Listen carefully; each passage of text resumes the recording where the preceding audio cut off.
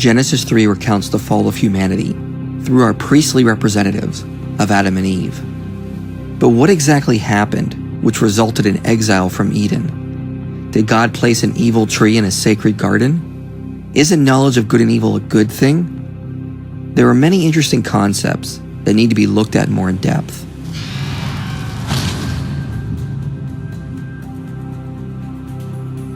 The common belief among many people today is that in the garden there were two trees, one being the tree of life, which was good, and the tree of knowledge of good and evil, which was a bad tree that was placed there in order to test Adam and Eve.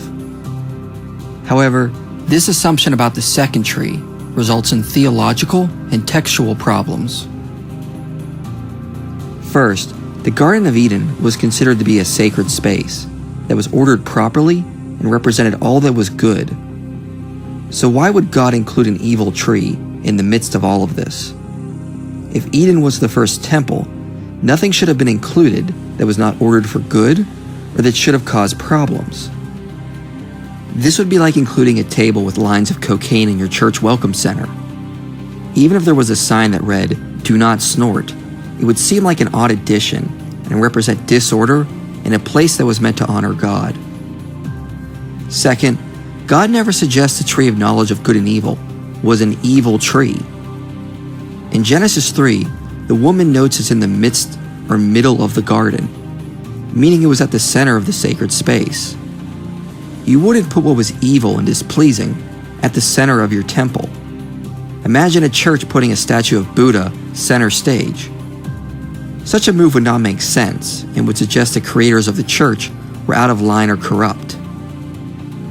Because of these issues, it is difficult to suggest the tree of knowledge of good and evil was a bad thing. In fact, it seems the tree was good, along with the tree of life. Knowledge of good and evil is portrayed as a good thing in the Bible. As Kenneth Matthews says, there is no apparent reason why God would have prohibited this. This would imply that perhaps the issue wasn't eating from the tree, but how Adam and Eve went about eating from the tree. Think of how Satan tempted Christ in the wilderness when he offered him all the kingdoms of the world. What Satan offered Christ was not bad. Paul tells us Christ's rulership over all the kingdoms of the earth began after his resurrection. The temptation Satan offered was to bypass the appropriate and necessary processes and seizing them instantly. In other words, the issue was not going about it through God's timing and plan. Sex is not bad or evil. There is even a graphic book in the Bible about how wonderful sex is. But sex with children is abhorrently wrong. In other words, it's not that we think people should never have sex, but that they should wait until they are mature and committed in a marriage covenant. Likewise, the sin in the garden was not eating from the tree, but eating from the tree of knowledge for the wrong reasons and not according to God's timing and plan. Since the text doesn't imply the tree was evil, there is no reason to suggest that God would never have allowed them to gain this knowledge. In fact, the Bible has several examples of God bestowing wisdom upon people according to his plan and time. The issue was Adam and Eve were not ready for this level of knowledge, and they seized it for personal and selfish gains. This makes far more sense than the idea God placed an evil tree in his sacred garden to test them. As we noted in our previous videos, God's call of humanity was about electing creatures to work with him in bringing order to the cosmos. But this would imply a working relationship where God brings humanity to a more insightful and ethical place. Michael Heiser notes God's goal was to bring humanity into the divine council. So the issue in the garden was Adam and Eve chose to seize control and knowledge for themselves, not trust God to bring this knowledge to them at the appropriate time. John Walton says, by disobediently taking the fruit, they were trying to be like God by positing themselves as the center and source of order. In taking from the tree, Adam and Eve were trying to set themselves up as a satellite center of wisdom apart from God. It is a childish sort of response. I can do it myself, or I want to do it my way. These are not a rejection of authority per se, but an insistence on independence. If humans are to work alongside of God in extending order, they need to attain wisdom, but as endowment from God, not by seizing it for autonomous use. Their sin was trying to be like God for selfish and prideful reasons, and this can be seen in the first thing Eve says. The Nahash addresses Eve, but uses a plural form for the word you, implying they are both present at this exchange. He asks if they were able to eat of the fruit of the tree in the middle of the sacred space, and Eve gives an odd reply. We may eat of the fruit of the trees in the garden, but God said, "You shall not eat of the fruit of the tree that is in the midst of the garden, neither shall you touch it, lest you die." There are two things in this statement that are incorrect. First, commentators have noted Eve added to the command of God. God never said they could not touch the tree, only that they could not eat of it. Parallels to this can be seen in the New Testament. Jesus charged the Pharisees with forsaking the law of God for the sake of their own traditions. In other words, the Pharisees added additional traditions to the commands of God because they assumed the additional traditions would aid them in keeping the laws of God. However, Jesus said the additions only caused them to break the laws of God, not aid them like they assumed. Eve had set up her own tradition in order to stay away from the tree. However, this legalistic mindset ultimately led to her downfall. She had trusted in her own traditions to keep her safe. Robert Alter notes, as many commentators have observed, Eve enlarges the divine prohibition in another direction, adding a ban on touching to the one on eating, and so perhaps setting herself up for transgression. Having touched the fruit and seeing no ill effect, she may proceed to eat. Thus, before even eating of the tree, Adam and Eve had already placed a lack of trust in the word of God to keep them safe, and through pride and arrogance, they had already begun the fall, by placing more trust in their own plan and traditions and not the plan of God. The Nahash only exploited this seed of sin that was already growing inside of them. The second issue with the woman's words is she misrepresents God's warning of eating from the tree. God did not say they will die, but that they would be doomed to die. Many translations render this as "you shall surely die," but scholars like Robert Alter and John Walton note "doomed to die" more or less captures the warning God gives to Adam in Genesis 2. In other words, eating from the tree would not cause immediate death, but it would eventually result if Adam and Eve ate from this tree without permission. Now, it would seem the Nahash corrects Eve in the English, because he repeats back to her that they will not surely die. But this is not really the case. God's statement in Genesis 2 is an absolute infinitive coupled with a finite verb of the same root. However, the Nahash uses a slightly different construction. In his phrase, the negative participle precedes both verb forms. So the Nahash is more or less saying, don't think that death is such an imminent threat. So in other words, the Nahash doesn't actually lie, but only points out that Eve's belief that they will immediately die is false. The Nahash plays on her misuse of God's words to lead to their downfall. Thus, the Nahash tempted Adam and Eve in a similar way he will later tempt Christ, by offering the fulfillment of God's plan on their own terms through deviant and selfish methods. Although the man of dust failed, the man from heaven did not. Much debate has been given about what the tree specifically did to Adam and Eve. Suggestions range from sexual knowledge, rapid physical maturity, enlarged brains, and many other theories. However, a better understanding can be found by looking at similar gifts God gives in Scripture. In 1 Kings 3, Solomon asks for wisdom from God, but specifically asks that he would have the knowledge to discern between good and evil. This is granted to him, and he becomes a king full of wisdom and understanding beyond measure. Likewise, the tree of knowledge of good and evil likely bestowed the similar type of wisdom granted to Solomon. As we noted in our video on Genesis 2, Adam was viewed as a priest king over creation, and like Solomon, God's plan probably would have included bestowing wisdom on the two rulers in Eden, which is why the tree would have been placed there in the first place. This type of divinely bestowed wisdom doesn't mean they did not know what good and evil were prior to taking this gift. It simply means they gained a deeper sense of understanding and a wiser outlook. However, unlike Solomon, Adam and Eve seized this godly wisdom for themselves in a prideful and sinful fashion.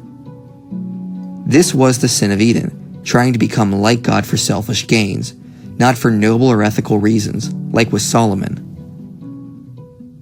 Kenneth Matthews says, "It has long been recognized that features of the garden story bear strong resemblance to wisdom literature and themes. The wisdom tradition declares that wisdom is passed by God and is humanity's proper goal of attainment. Proverbs indicates, however, that it must be achieved through fear of the Lord and not through grasping it independently. By obtaining it through disobedience, the first couple express their independence of God and obtain wisdom possessed by God through moral autonomy." Furthermore, Matthews notes similarities to elements of the tabernacle setup in Israel's camp. The two garden trees are comparable to those elements in the tabernacle that represent life and the law of God. The candlestick was shaped like a tree with branches symbolizing life, giving light to the 12 loaves of bread that represented God's provision for Israel. The commands of God were exemplified by the stone tablets in the Ark of the Covenant. In the same way, the tree of knowledge was indicative of God's commands to be obeyed, lest the curse of disobedience fall upon the lawbreaker. By allusion, Psalm 19:8-10 compares the law with the tree of knowledge and shows that it is superior, providing a knowledge obtained only through revelation. As disobedience meant death in the garden, transgressors of God's law in Israel experienced its deathly consequences. The God of the tabernacle was indeed the God of the garden. And more importantly, as the tabernacle symbolizes the presence of God among his people, the descriptive language of the garden's habitat declares that God is present with the first man. The tabernacle for Israel indicated the place of communion with God, and similarly, it was the garden that God and man first enjoyed that communion. However, the tree not only made them wise, but also shameful. In obtaining wisdom of good and evil, their eyes would have been open to the sin they just committed and why it was wrong. A childlike trust in God would have been lost that is later called for by Christ for all people to have regardless of age. Adam and Eve forsook this trust and dependence on God, and shame would have resulted, and thus a feeling of nakedness internally and externally came about. Throughout the Bible, nakedness refers to a feeling of being exposed and shameful. Walter Vogel states, "The primary significance of nudity is not sexual. Nudity refers to poverty, weakness, and human limitations. To be nude before someone indicates that you have nothing to hide, that you are showing yourself as you are." Stephen Lambden agrees. Since nakedness in the Hebrew Bible usually refers to the loss of human and social dignity, the primordial nakedness and unashamedness most probably indicates that human relationships were originally characterized by innocence and mutual trust and respect before God. Numerous biblical passages support this reading. Isaiah 47 says Babylon shall be disgraced for all to see, and this means her nakedness shall be uncovered. Leviticus 18 refers to uncovering nakedness as disgraceful and shameful sexual acts. Habakkuk 2:15 says the Chaldeans intentionally get people drunk to stare at their nakedness, which refers to watching drunkards act shamefully while they are inebriated.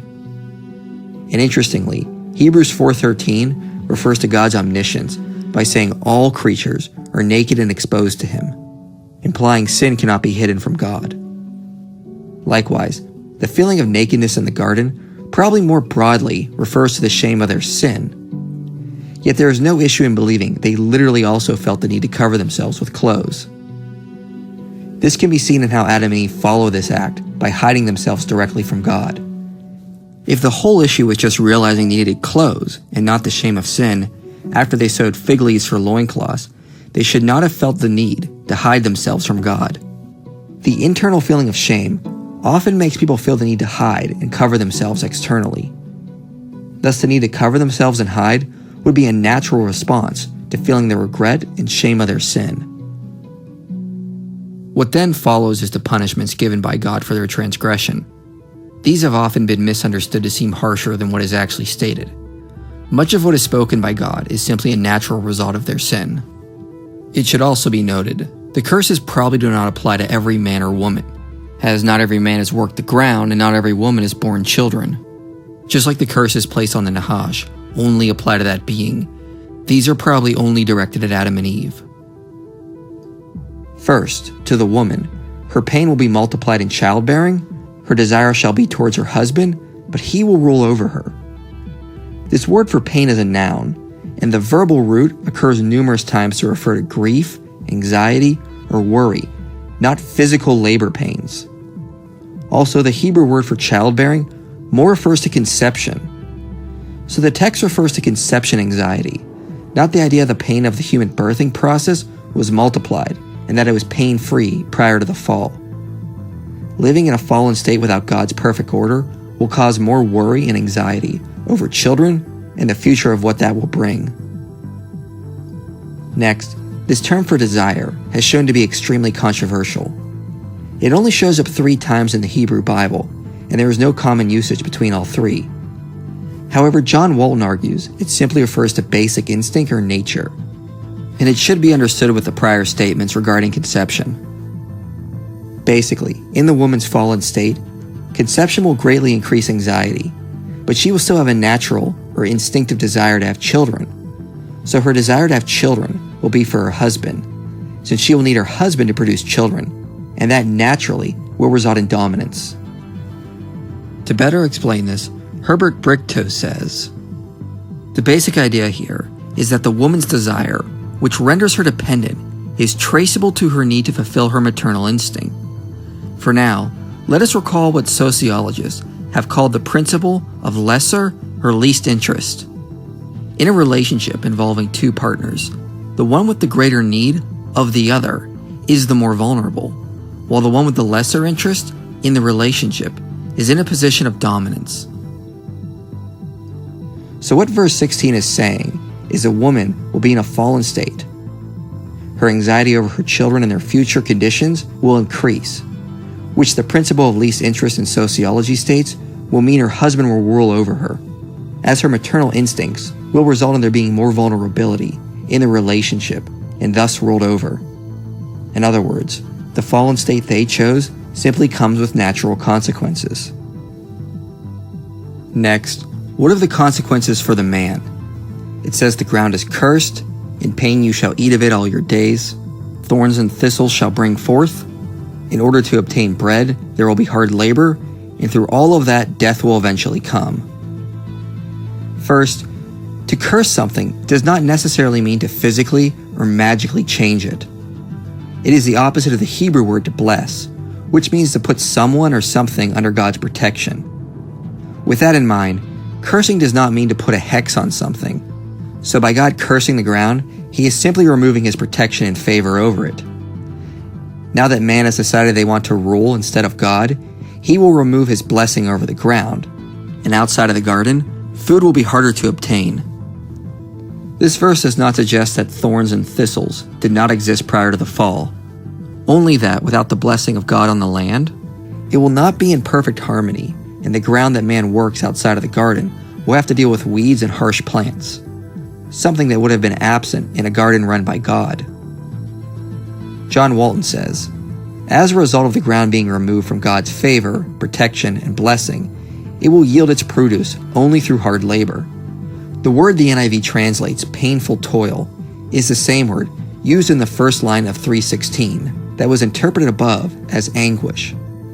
The impact of this curse is that though food is still available to people, it will be much harder to produce it. It should also be noted that Adam seems to suggest that God was merciful on them. Joshua John Van E says, "It is best to say that God was merciful. He does not bring about the threatened judgment on the man and the woman. A restraint is seen elsewhere in the Hebrew Bible." Such an understanding would also explain Adam's reaction to God's curses. He named his wife Eve, meaning life. Adam understood he had received mercy.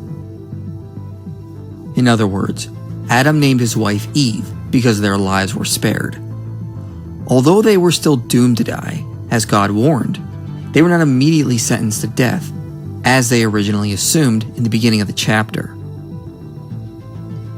Some suggest this verse proves Eve is the mother of all humans, and that there could not have been any other humans alive before them. But this is unlikely, given what we went over in Genesis 2, and the phrase mother of all living in no way can be understood to be literal. Eve is not the mother of all the animals or Adam. Also in Genesis 4 it reads, Adah bore Jabal. He was the father of those who dwell in tents and have livestock. His brother was Jubal. He is the father of all those who play the lyre and pipe. In no way are these two literally the father of every single person who has one of these professions. Being the mother of all living is simply assigning Eve a special place as a leading figure among all life, and she should be looked to as a guiding role. In conjunction with this, a lot of people have argued the sin of Adam and Eve resulted with physical death, entering the world for the first time, by drawing on Romans 5:12. Therefore, just as sin came into the world through one man, and death through sin, and so death spread to all men because all sinned.